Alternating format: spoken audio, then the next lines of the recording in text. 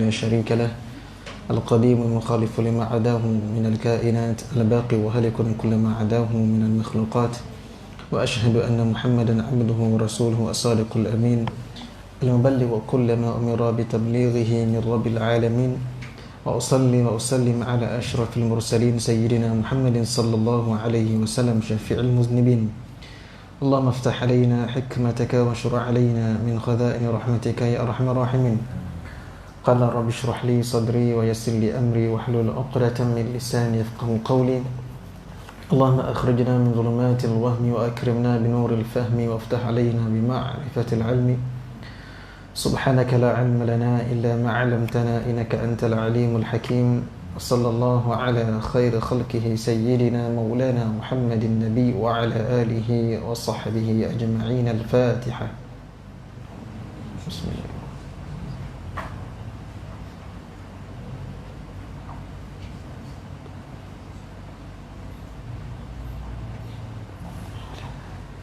Assalamualaikum warahmatullahi ta'ala wabarakatuh. Apa khabar semua? Sihat? Tak, kita sambung. Aku surat berapa itu hari? Ya? 28.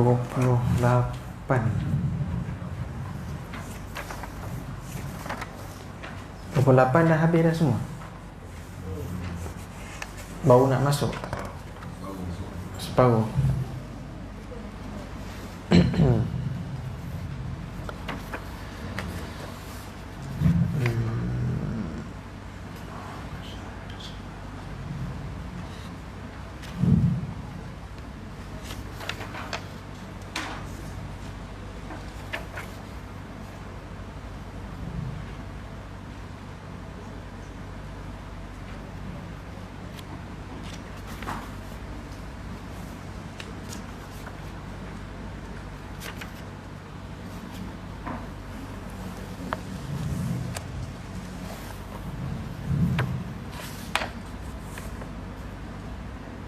Bismillahirrahmanirrahim. Qala al-musannif rahimahullah wa nafa'ana bi ulumihi fid darain amin. Yang atas tu dah baca? Belum lagi? Jadi secebis bahasan antara sifat dan zat.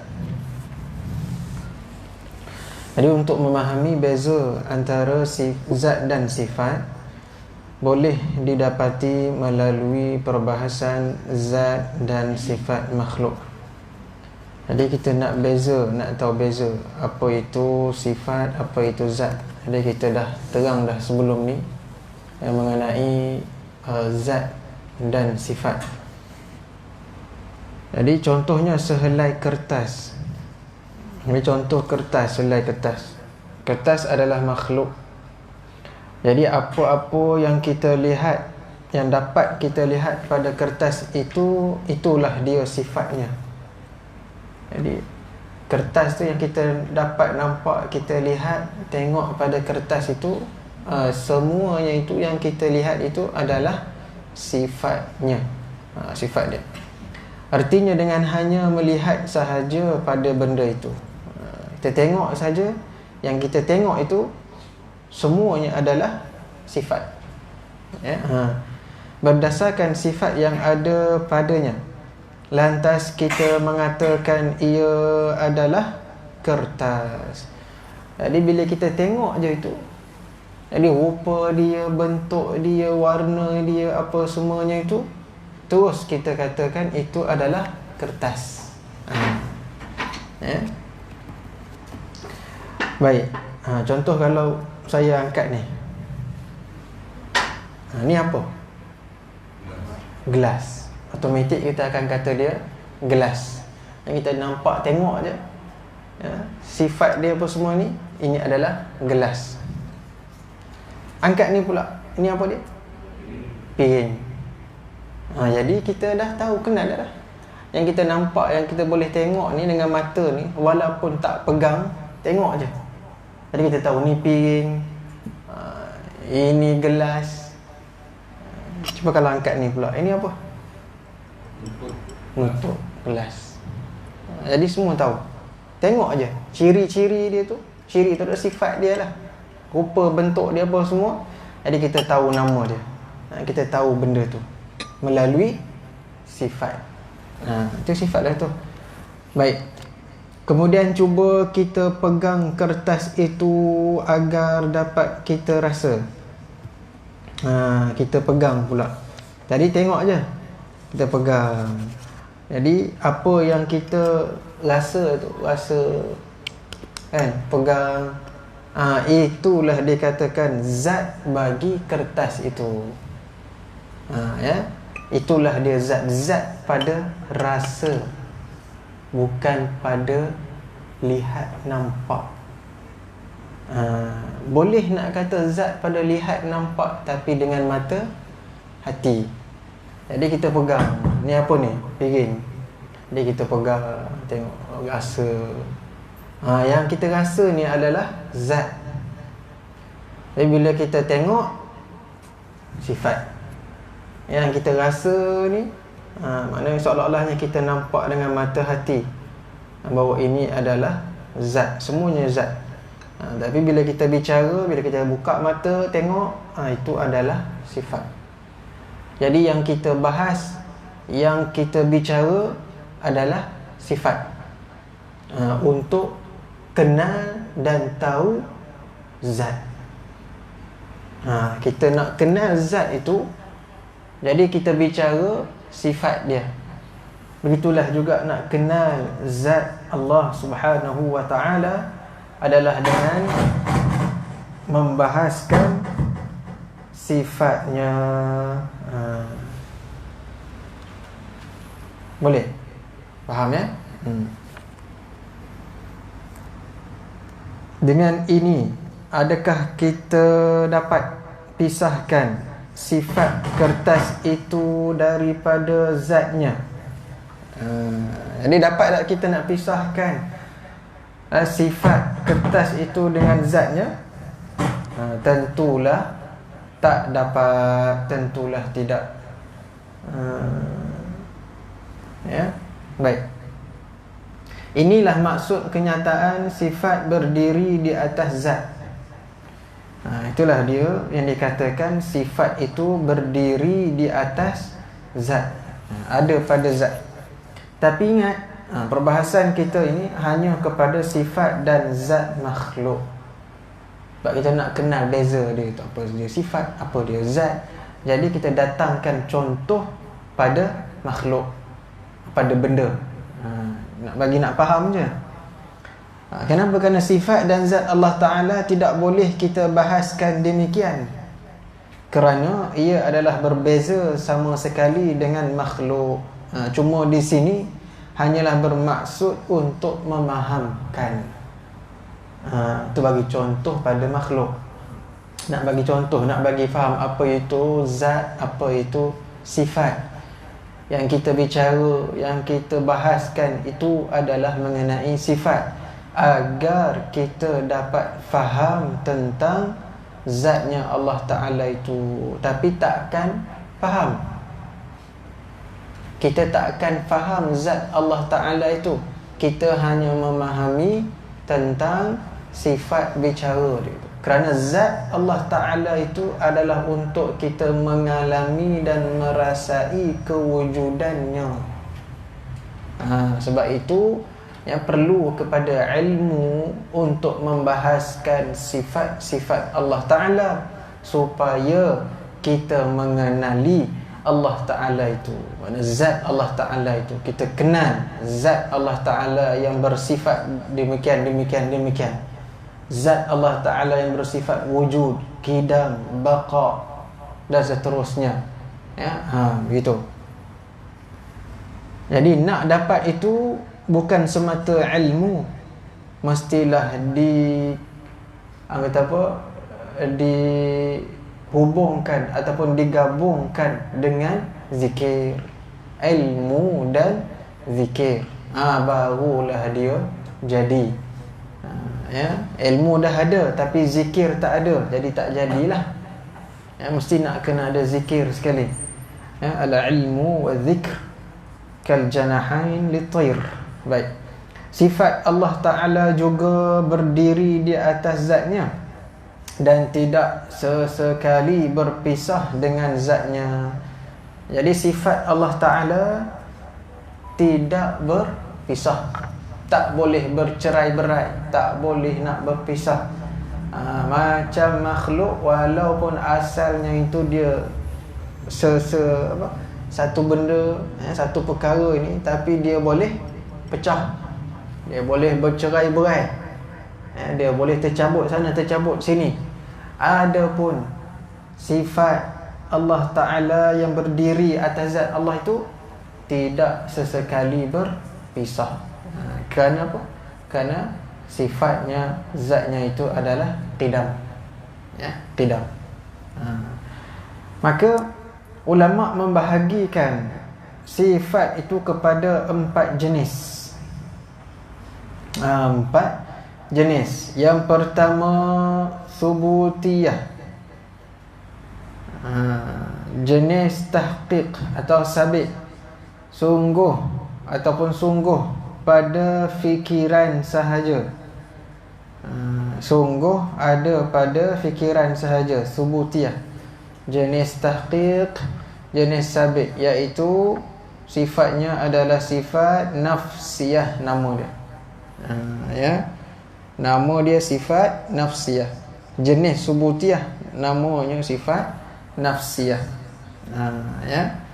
Baik, sifat subutiyah ni bangsa yang hanya ada pada fikiran sahaja. Faham hanya ada pada fikiran sahaja, subutiyah.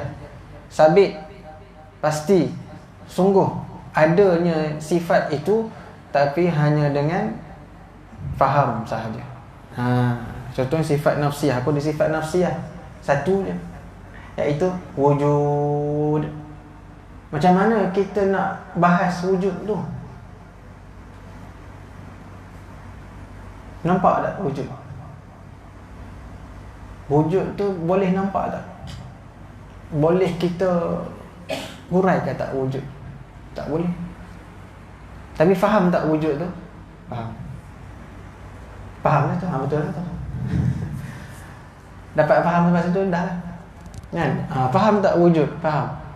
Ada tu apa? Ada. Ada. Contohnya, Tuan Imam ada dalam surau. Bahas ada tu apa? Boleh bahas? Boleh bahas tak ada tu macam mana? Baik, Tuan Imam ada tak kat surau? Ada. Bahas sikit ada tu macam mana? Kita tak nak bahas Tuan Imam tu. Imam tu datang kat surau. Imam tu datang kat surau. Tak, itu dah lari tajuk. Nak bahas ada tu. Ya? Nampak. Kalau tak nampak ni, kita telefon je. Hello Tuan Haji, Imam ada tak kat surau? Ada? Ada macam mana tu? Bahas ada sikit. Ya? Wujud ada sama. Bahas wujud pula. Pening dah. Tapi faham tak ada tu? Cukup sampai situ saja je. Nak bagi faham kenapa dia katakan hanya ada pada fikiran sahaja. Itu je. Kan? Jadi banyaklah. Kalau ada tu pula kita nak terjemah, baru terjemah. Ada tu apa? Nampak dia apa semua. Tapi nak bahas ada itu hanyalah pada faham sahaja. Ada. Nak rupa bentukkan ada tak boleh. Rupa bentuk itu imam bukan ada. Itu Tuan Imam, itu bukan ada. Imam naik kereta datang, itu imam naik kereta bukan ada.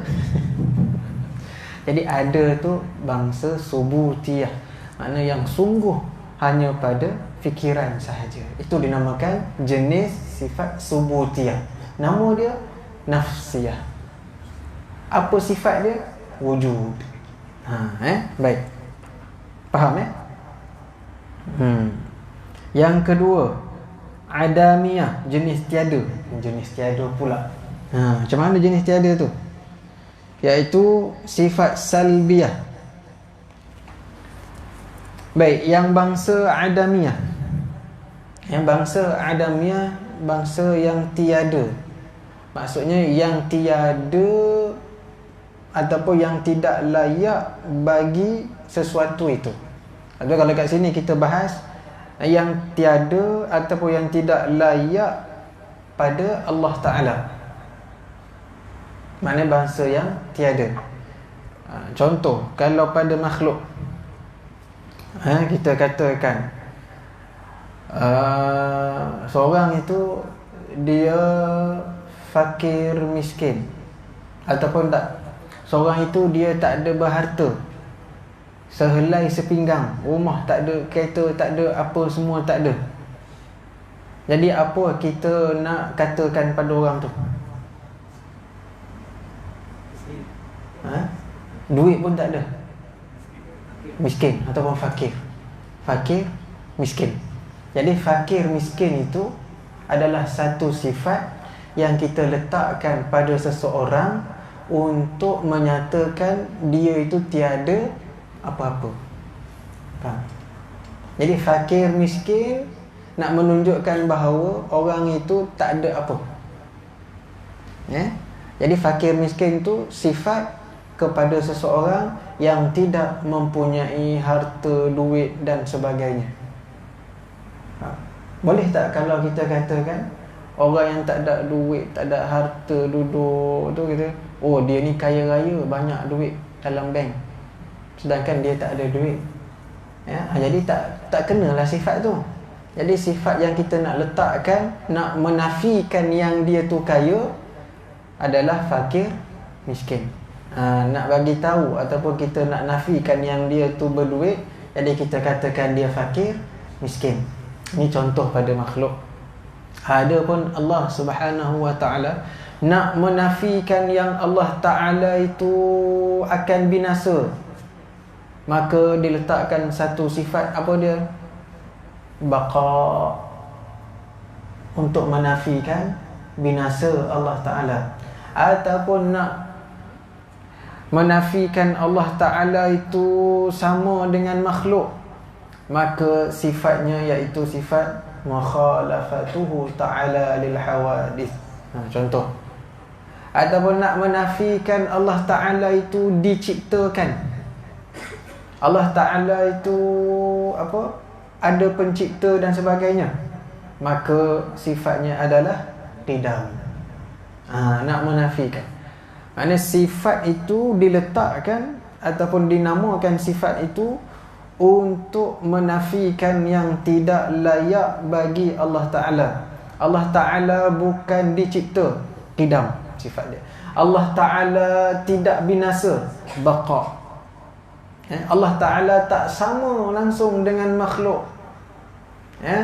Mukhalafatuhu ta'ala lil hawadith. Allah Ta'ala itu berdiri dengan sendirinya, qiyamuhu binafsi. Allah Ta'ala Tuhan itu tidak ada dua, tidak ada tiga, esa, wahdaniyah. Nak menafikan yang itu. Itu jenisnya atau bangsa adamiyah, yang tiada, yang tidak layak bagi Allah Ta'ala. Ataupun nama dia adalah salbiyah, sifat salbiyah, bangsa tiada.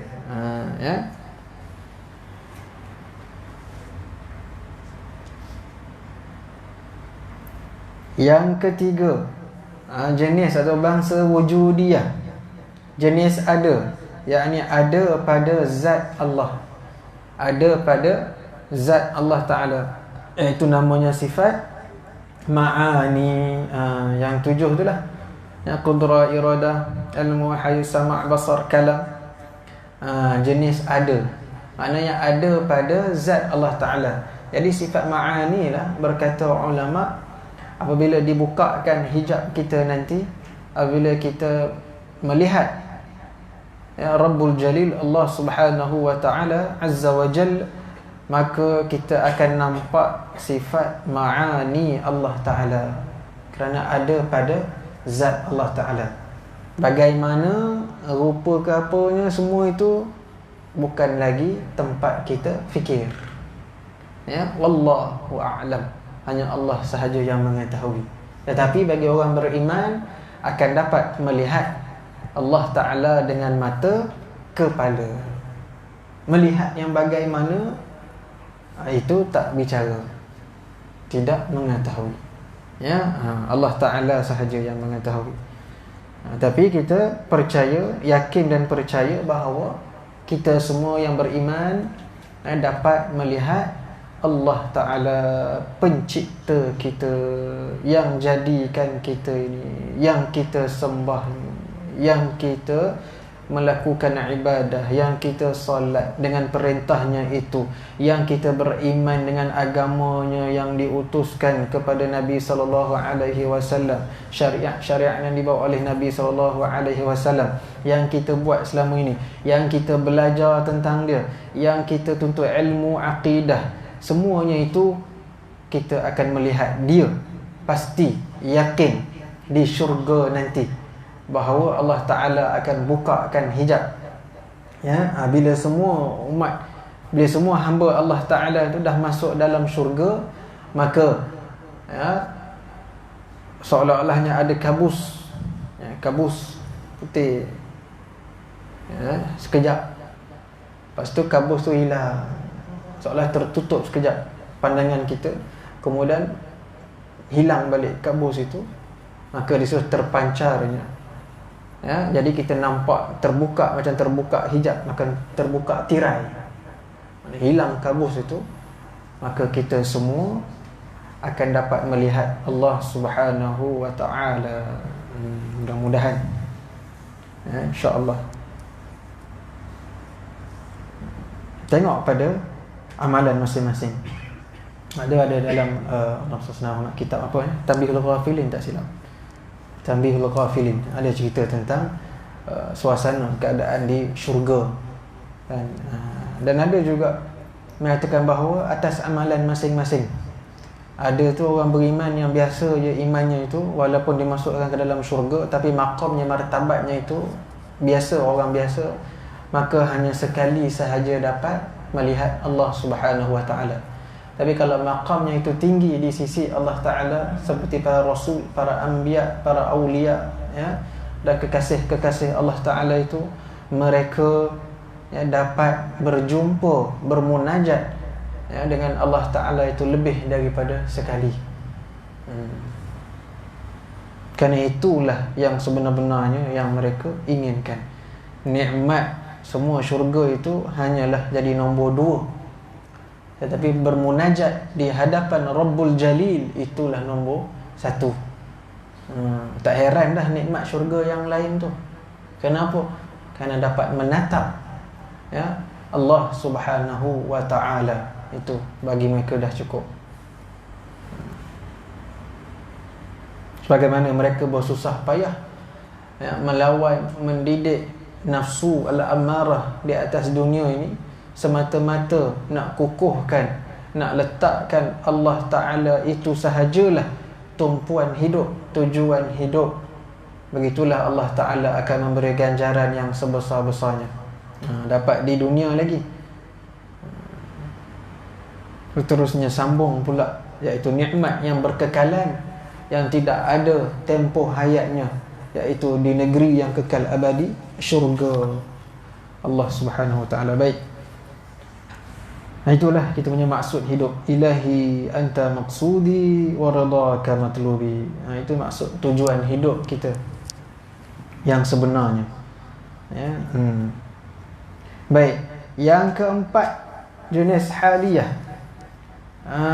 jenis keadaan, namanya sifat ma'nawiyah. Jenis sifat ma'nawiyah, jenis keadaan Allah Ta'ala itu berkuasa, keadaan Allah Ta'ala itu berkehendak, keadaan Allah Ta'ala itu mendengar.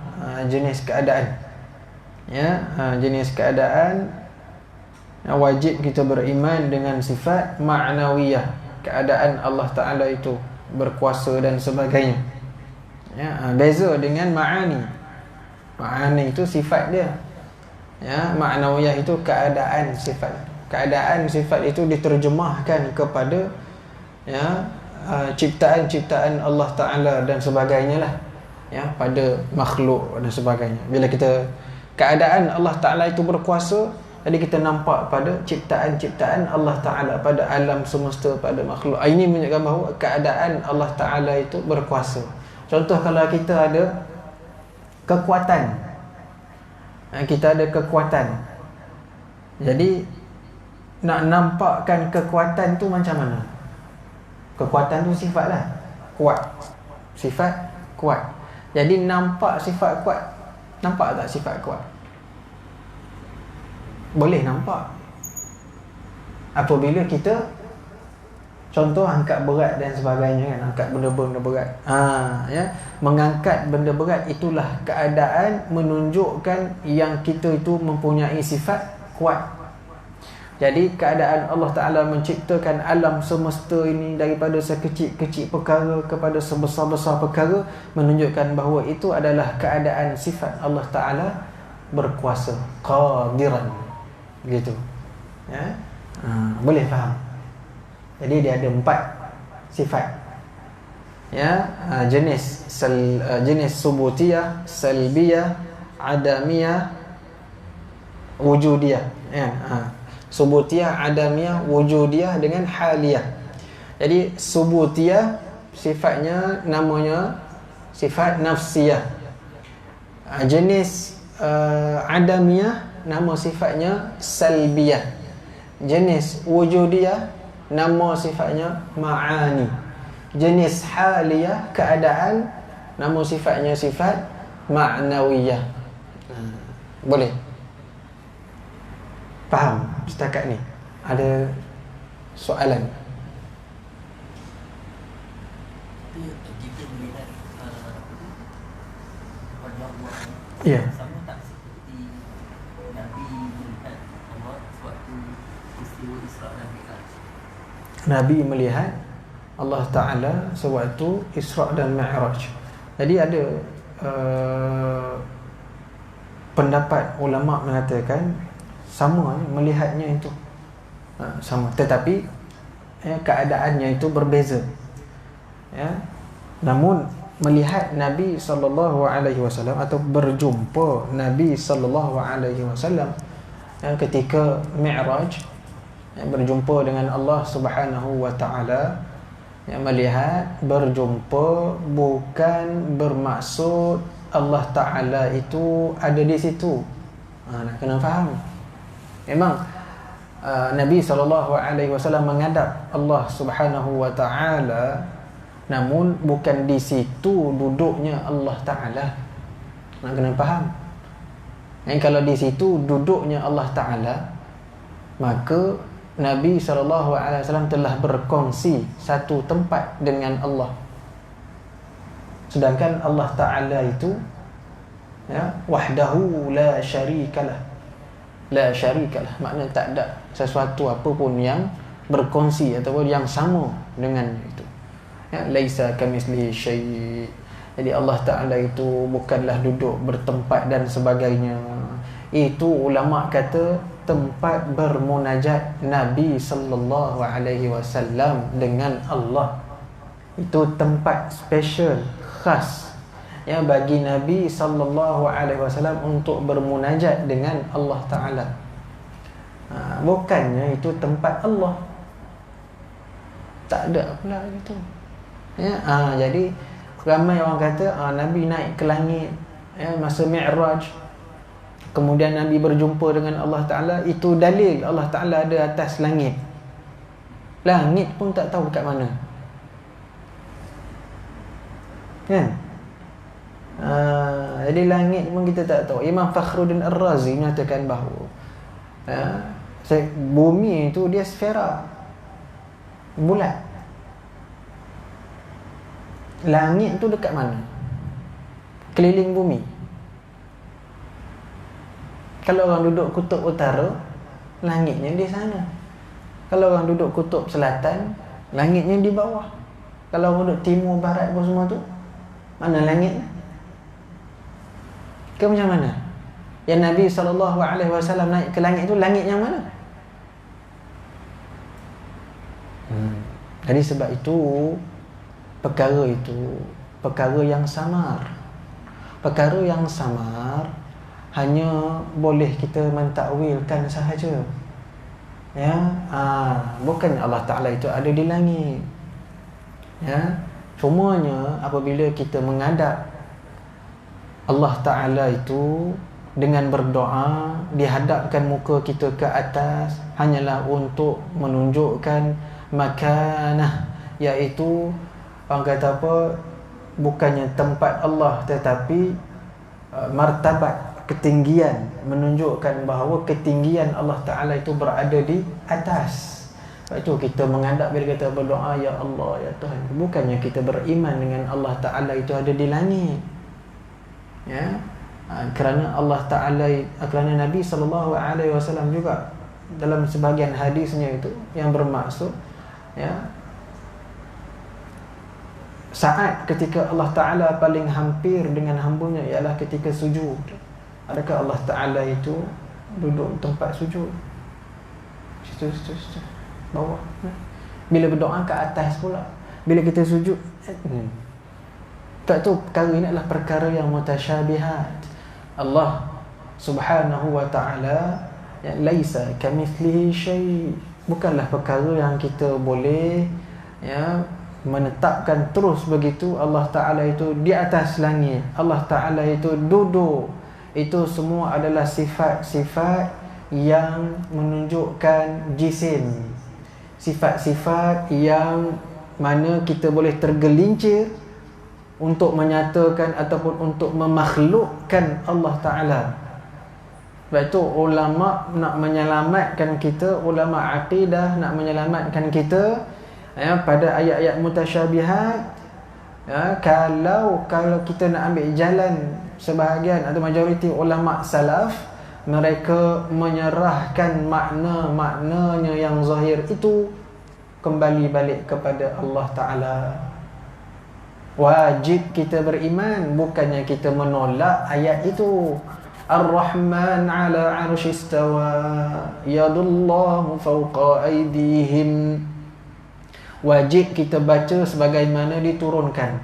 Wajib kita beriman dengan ayat itu. Cumanya maknanya yang sebenar, maknanya yang zahir, kita kembalikan balik kepada Allah Ta'ala. Bukannya kita pegang pada terjemah. Terjemah, kita baca terjemah, itu terjemah. Tangan Allah di atas tangan-tangan mereka. Ini confirm, inilah maknanya tangan. Itu baca terjemah. Makna dalam bahasa Arab kita kena memahami, menguasai bahasa Arab. Ar-Rahman ala arsh istawa. Ar-Rahman diterjemah pada Allah Ta'ala, sedangkan itu masih lagi sifat, bukan zat Allah. Itu pun satulah. Itu bicara lain pula. Sebagian ulama bicara lain. Baik, dia kata itu Allah Ta'ala bersemayam di atas arash. Bersemayam. Ni Allah Ta'ala kata bersemayam. Itu terjemah. Kamu ambil mana? Sedangkan yang patut difahami melalui kaedah bahasa Al-Quran itu sendiri. Istawa, istiwa, ada berapa terjemahnya? Maknanya istiwa tu dalam bahasa Arab ada berapa? Kalau tengok kamus, buka kamus tu banyak, berbelas-belas. Jadi manakah yang paling layak? Kenapa kamu pilih satu, bersemayam? Bersemayam kalau bahasa kita faham macam mana? Semayam, duduk ke, baring ke, kan? Kita faham bahasa kita. Kita nak faham itu bukan dengan bahasa kita. Kita nak faham mesti dengan kaedah bahasa Al-Quran itu sendiri. Jadi ulama fikir, ulama salaf kata, sini jangan bahas. Dah beriman cukup. Jangan tanya pula istawa tu bagaimana. Dah maklum dah. Maklum tak apa? Maklum sebagaimana diturunkan. Cukup. Tanya bid'ah, kata Imam Malik. Tapi ulama kemudian ni dah banyak sangat orang bercampur aduk fikirannya dengan Mu'tazilahnya, dengan itu, dengan ini. Baik, kita cari. Sebab apa? Sebab ada kaedah para sahabat buat. Ya, ada sebahagian sahabat sebagaimana Ibn Abbas radhiyallahu anhu, ya, mentakwilkan ayat. Jadi ulama jumpa, makna ada sahabat mentakwilkan sebahagian ayat Al-Quran. Jadi kita takwil ayat itu. Bukannya ulama pandai-pandai, tidak. Itu sepupu Nabi SAW, pakar tafsir di antara para sahabat, yang mentafsirkan contohnya yauma yukshafu an saq, kan? Hari yang dibukakan betis pula. Allah Ta'ala ada betis. Jadi diterjemahkan kepada syiddah, bersangatan, atau ditakwilkan kepada syiddah. Jadi takwil itu memalingkan makna yang sebenar kepada satu makna yang lain yang layak bagi Allah Ta'ala. Jadi ulama dalam istawa, yang paling layak apa? Istawla, iaitu menguasai arash. Betul, sah. Jadi di situlah ulama bahas. Sebab ada ayat mutasyabihat, ada ayat muhkamat dan sebagainya. Itu kita nak kena faham. Ini tak nak juga dok kata Allah Ta'ala atas langit. Siapa yang menolak ayat Al-Quran? Kita tak tolak, kita beriman. Siapa tolak walaupun satu huruf daripada Al-Quran, kafir hukumnya. Ini yang tak faham, kan? Mana ada orang tolak? Orang kata jangan ambil makna yang zahir itu kamu pegang. Sebab makna yang zahir semata tanpa ada, orang kata apa, takwil ataupun tanpa ada pencerahan yang sepatutnya, boleh tergelincir kepada memakhlukkan Allah. Boleh tergelincir. Takut tergelincir itu jangan jadi macam mujassimah. Mujassimah dia menjisimkan terus Allah Ta'ala itu ada tangan, ada kaki. Dia kata begitu terus. Allah Ta'ala itu dah macam makhluk lembaga dah. Tapi ada yang dia bukan mujassimah, tapi dia orang panggil apa, syubhah sikit. Syubhah. Allah Ta'ala ada mata, tapi tak sama dengan mata kita pula. Habis itu, kalau mata tu, mata lah. Ke macam mana? Mata bukan mata, tak kebelit. Allah Ta'ala ada tangan, tapi tak sama dengan tangan kita. Tak sama tu boleh banyak pula dia punya takwil tu. Ada 1000 jari ke macam mana? Sebab bila dah nama tangan, tangan itu mesti dia berjari, ada tapaknya, ada jarinya. Dah tu dah jadi jisim lah pula. Sebab itu tak ada ulama-ulama sama ada salaf ataupun khalaf menetapkan Allah Ta'ala itu beranggota. Cuma beriman dengan apa yang disifatkan oleh Allah Ta'ala dalam Al-Quran, itu sampai situ je. Beriman, amanna biha, maksudnya kita beriman dengan ayatnya itu. Beriman apa yang telah diturunkan oleh Allah Ta'ala. Maknanya serah pada Allah Ta'ala. Ataupun nak takwil yang mana dibahaskan oleh ulama-ulama usul. Kita faham situ. Benda ni kalau cakap 10 kali pun, kalau dah macam tu pahaman dia, mana yang sedar dia faham lah, mana yang tak sedar dia tak mau dia, kan? Kita doakan sahaja supaya kita sama-sama fahamnya sama, tak perlu gaduh-gaduh, tak perlu nak menyesatkan antara satu sama lain, mengkafirkan antara satu sama lain. Tapi bila dah faham dia itu tak kena dengan majoriti ulama, kita tegur, kita betulkan, itu je. Baik. Ada soalan lain?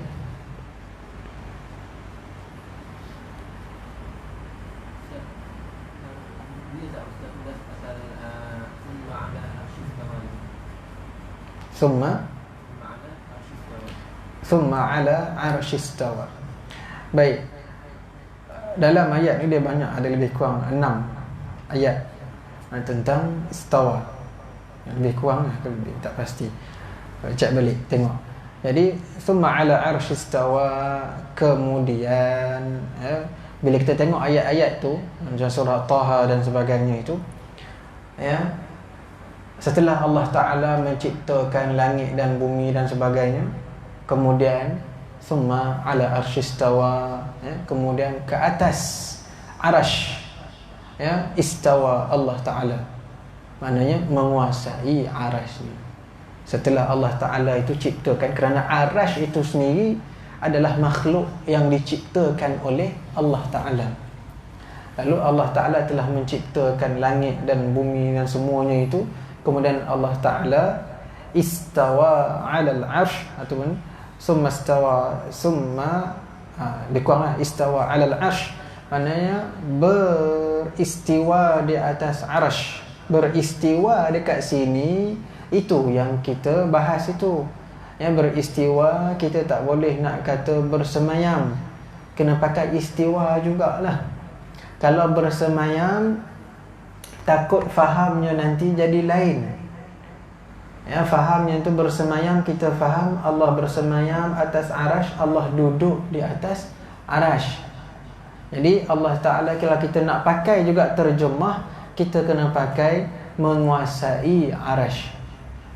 Ya, nak pakai juga terjemah, pakailah terjemah yang telah ditakwilkan oleh ulama, iaitu istawa yang bermaksud menguasai. Kerana ada banyak, kenapa nak pilih yang bersemayam? Istawa tu banyak makna. Jadi kita ambil yang telah dipilih majoriti ulama, iaitu istaula, ya, iaitu menguasai. Terjemahnya itu menguasai, bukan bersemayam. Kalau nak kata bersemayam, baik, boleh nak kata bersemayam, tetapi faham kita bersemayam itu adalah bukan duduk. Bersemayam itu menguasai, bertahta, tapi bukannya duduk. Menguasai tahta, menguasai arash. Tak apalah begitu kalau faham gitu. Contohnya kita katakan Allah Ta'ala itu, ya, semuanya dalam genggaman Allah. Semua dalam genggaman Allah. Baik, apa yang kita faham bila kita sebut semuanya dalam genggaman Allah? Ya? Macam mana? Tangan. Ada orang faham tangan, ada orang tak faham tangan. Ya, semuanya dalam genggaman Allah. Genggaman kita buat macam ni. Tapi adakah Allah Ta'ala genggam ni? Tak. Semuanya dalam ilmu Allah, semuanya dalam kekuasaan Allah. Automatik kita faham. Ya, bahasa, sastra. Ya, saya akan genggam dunia. Genggam dunia maksud menguasai dunia, contoh. Kan? Jadi benda ni bahasa, masalah bahasa. Ya, cumanya bila bahasa dijadikan i'tiqad, kena pula i'tiqad itu pula tak kena dengan i'tiqad yang sepatutnya, jadi kacau lah. Jadi kacau.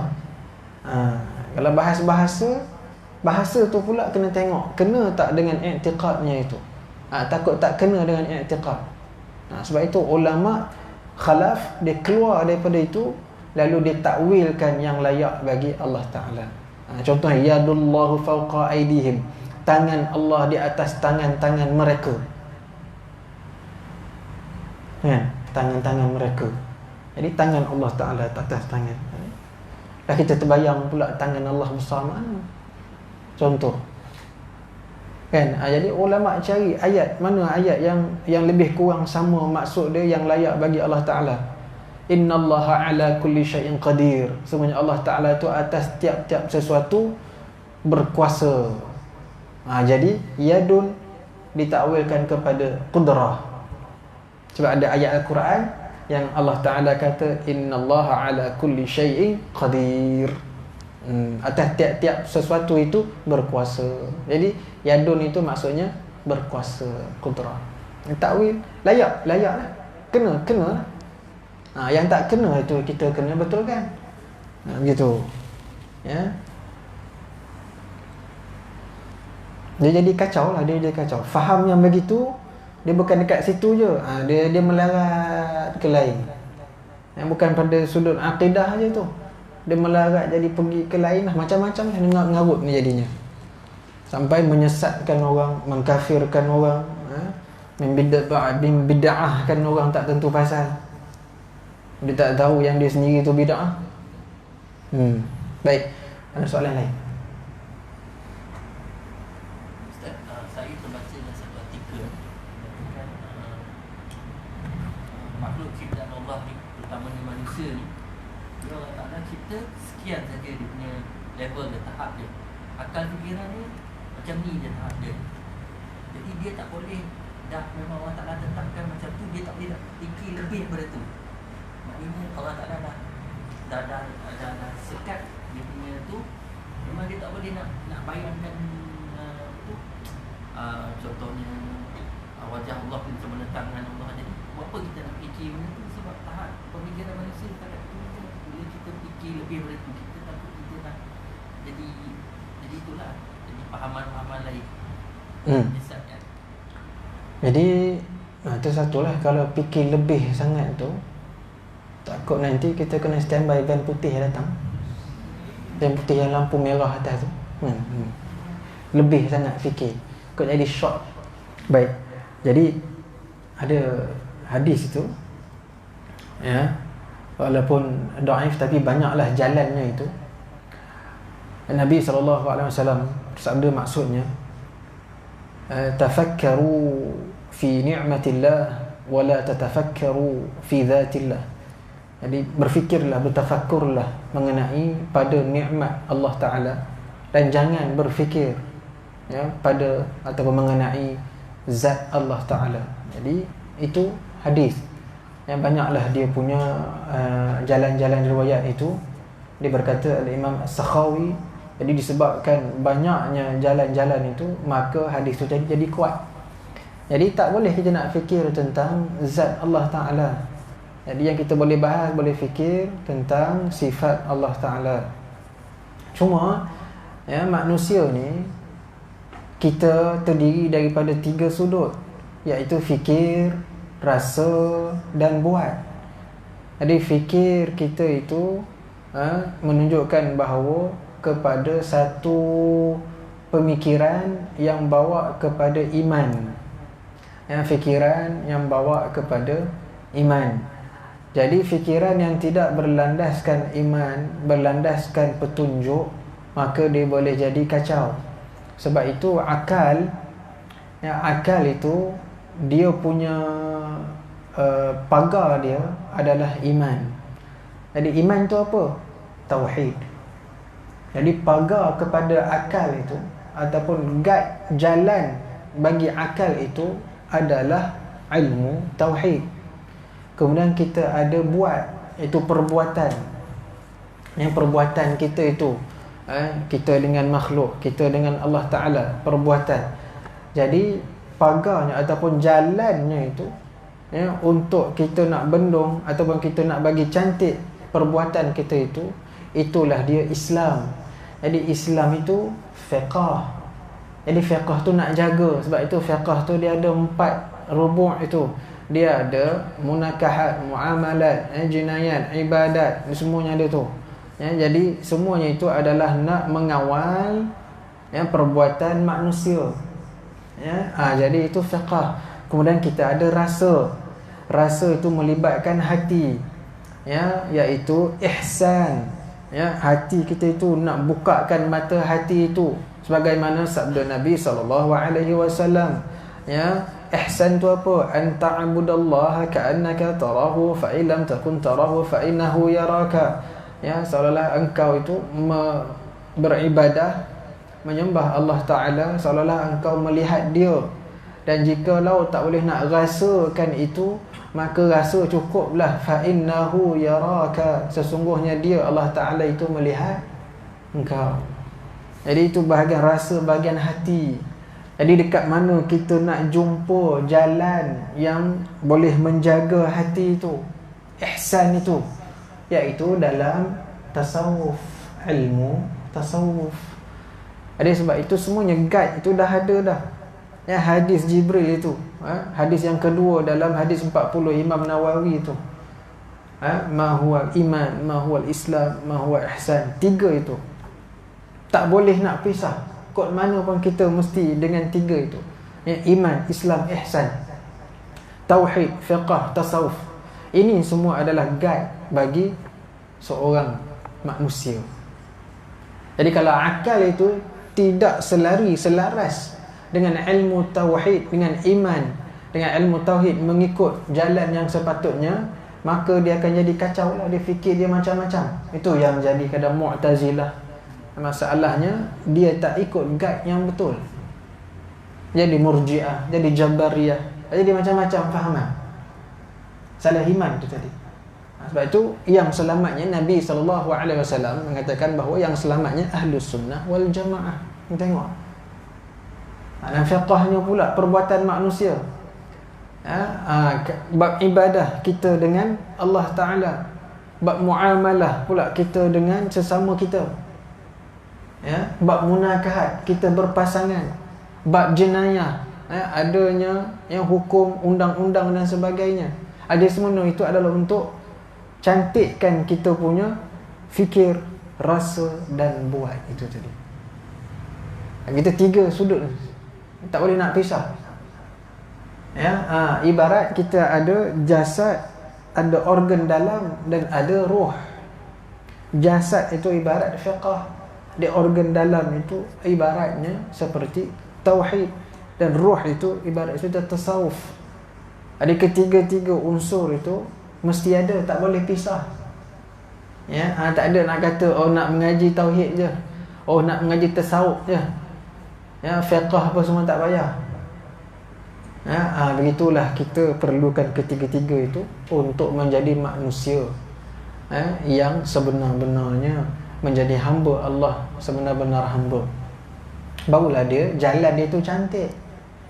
Ini tak tauhid tapi tauhid dia ke mana tak tahu. Salah ikut jalan.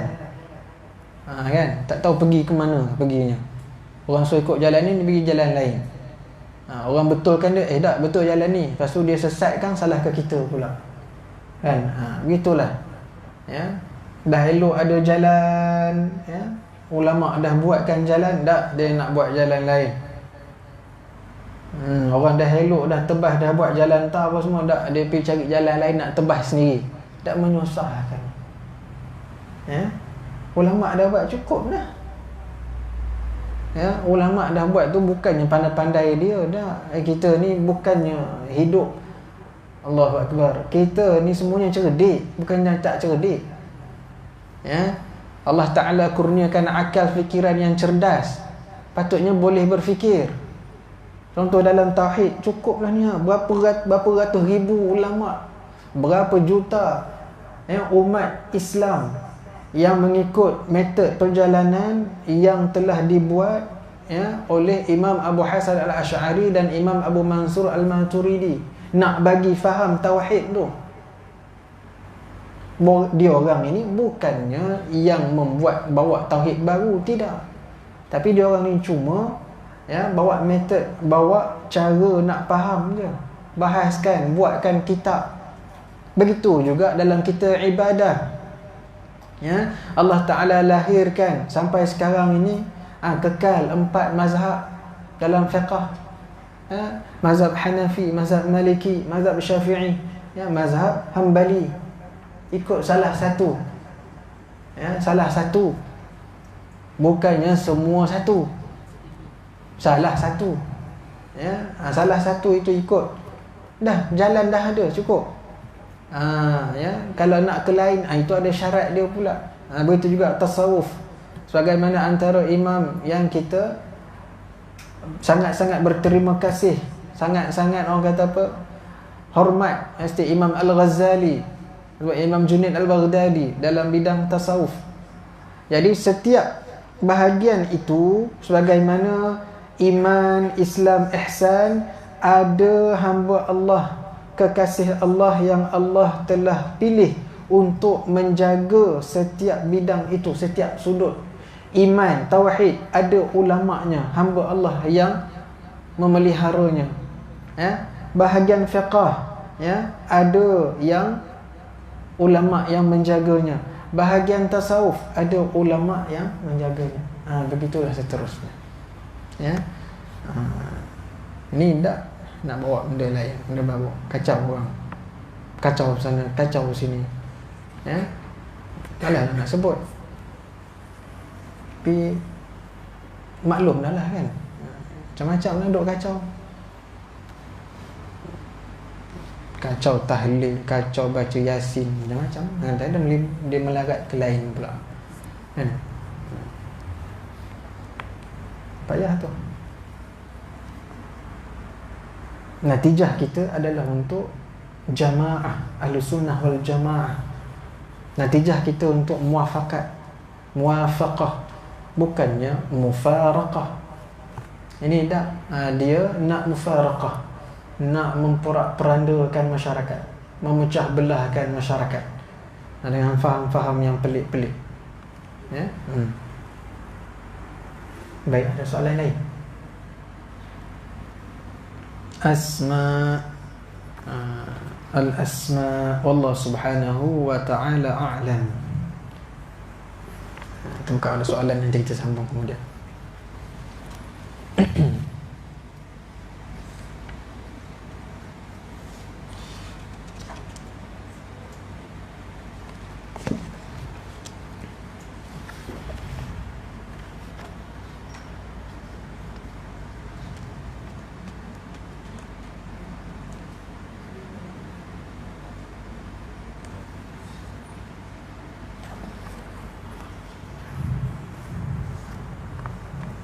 Ada?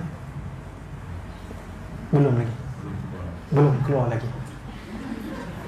Yang belakang ada? Tak ada. Ya. Ya.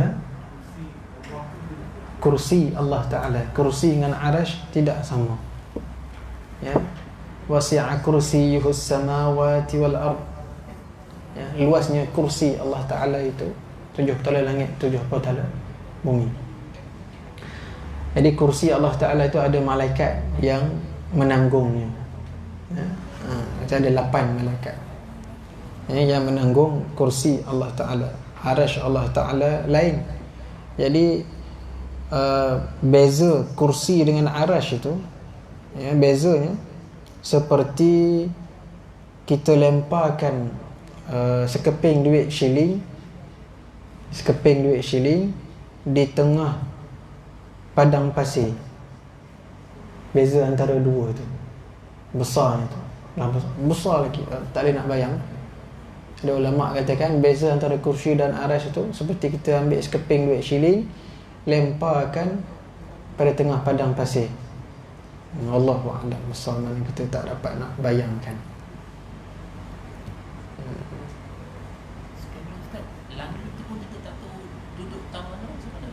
Tak tahu.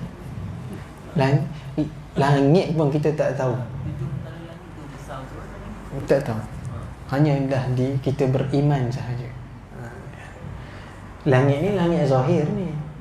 Langit sebagai langit isyarat sahaja. Langit sebenar-benar langit tu, wallahu a'lam. Alam semesta ni. So, ada sebahagian ulama tu katakan alam ni sahaja alam. Bila sebut alam ni ada beribu atau berbelah ribu alam. Macam-macam alam ada. Yang alam kita tahu apa sangat? Alam manusia, alam jin, alam barzakh, alam malakut, alam jabarut. Banyak lagi alam yang kita pun tak tahu. Ya. Dia pergi, kalau ikut dia punya sampai mana je, kan? Kalau ikutkan satelit pun sampai mana je, atmosferanya, stratosferanya, ke fera tak tahu mana. Ada sampai ke atas lagi, terhad sampai situ je. Lepas tu dah kata ini sahaja, sedangkan tak habis lagi teroka. Bila tak habis lagi teroka, bermaksud tak pasti. Perkara itu belum pasti. Kalau confirm dah sampai penghujungnya, baru boleh pasti. Jadi kita pun kadang-kadang tu tertipu juga, kan? Benda kajian kan benda pasti, benda tak pasti, benda tak habis teroka. alam Allah Ta'ala, alam semesta ni, Masya Allah besarnya. Sekadar ada orang boleh buat andaian je lah, Bima Sakti ke apa semuanya tu kan. Jadi itu semua andaian lah. Ada orang nampak ambil gambar ke apa, tapi di sebalik itu ada yang dah sampai, penghujung ada yang sampai. Yang sampai Nabi SAW sahaja. Itu pun tak tahu kat mana. Tapi naik ke atas lah, tapi tak tahu kat mana. Bukannya masuk ke dalam bumi tak, tapi naik ke atas, Mi'raj. Tapi Allah A'lam. Nak tahu boleh tunggu kita jumpa Nabi SAW nanti, Nabi boleh ceritakan. Harap-harap kita duduklah satu kemah dengan Nabi SAW, boleh dengar cerita Nabi kan. Ini orang buat maulud pun bid'ah, payah. Rasa kasih rindu itu tidak mendalam kan? Sampai mempelekeh-lekehkan orang ya. Orang kata boleh berjumpa Nabi ke, boleh nampak Nabi. Kalau orang tu memang alimnya, waraknya, kalau dia kata itu, kita nak percaya boleh, tak percaya pun boleh. Tapi kalau tengok keadaan sifat dia itu, alimnya, waraknya, kalau orang cerita ataupun dia pernah, walaupun dia tak ceritakan, tapi katanya boleh jumpa dengan Nabi, kita pun ya lah.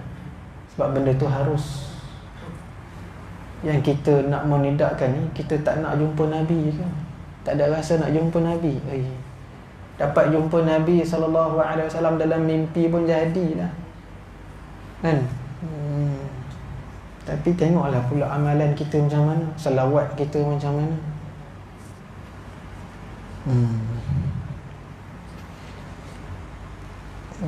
Dapat duduk macam mana para sahabat duduk dengan Nabi. Tak dapat pun kita buat maulid, itu pun tanda kita cinta, rindu dekat Nabi SAW. Walaupun tak nampak Nabi, walaupun tak jumpa Nabi, tapi kitalah umat yang paling Nabi sayang. Kerana kita adalah umat akhir zaman, yang tak pernah duduk zaman Nabi SAW, yang tak pernah berjumpa dengan Nabi SAW, atau para sahabat pun tak, jauh kita dengan Nabi SAW. Tapi kita beriman, percaya, kasih, rindu, ikut jalan Nabi SAW. Istimewanya kita. Tak lama, 2 bulan je lagi kan. Maulud ni bila-bila je boleh buat. Cumanya kita perhebatkan sambutan tu dalam bulan kelahiran Nabi SAW. Setiap hari kita kena rasa rindu, rasa kasih dekat Nabi SAW. Cumanya Nabi SAW itu dipilih oleh Allah di kalangan kita. Maka Nabi itu dilahirkan. Bila Nabi dilahirkan SAW, maka ada tarikhnya, ada bulannya. Jadi bulannya itu dalam bulan Rabiul Awal. Jadi itu pendapat yang majoritinya. Sebab itu pada bulan itu adalah bulan kelahiran Nabi SAW. Sebab itu kita sambut lebih sikit. Nak sambut bulan lain, sambutlah. Tapi itu bulan special, istimewa. Kerana itu bukan kebetulan. Semuanya dengan kudrah, iradah, ilmu, hayah Allah Ta'ala, yang telah nak menetapkan bahawa Rasul akhir zaman akan keluar, akan dilahirkan pada tarikh tersebut, bulan tersebut, hari tersebut, jam tersebut, tempat tersebut. Semuanya dalam ilmu Allah, kehendak Allah Ta'ala. Kena faham itu. Oh, baik. Ada soalan nak tanya? Keluar dah? Belum.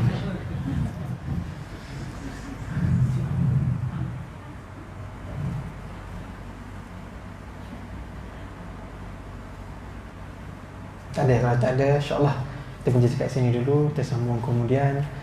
Allah Subhanahu wa ta'ala a'lam. Bismillahirrahmanirrahim. Alhamdulillahirabbil alamin. Wassalatu wassalamu ala asyrafil anbiya wal mursalin wa ala alihi wa sahbihi ajma'in. Allahumma iftah alaina futuhal arifin wa hifzal mursalin. Subhanallahil azim. Subhanallah bihamdih.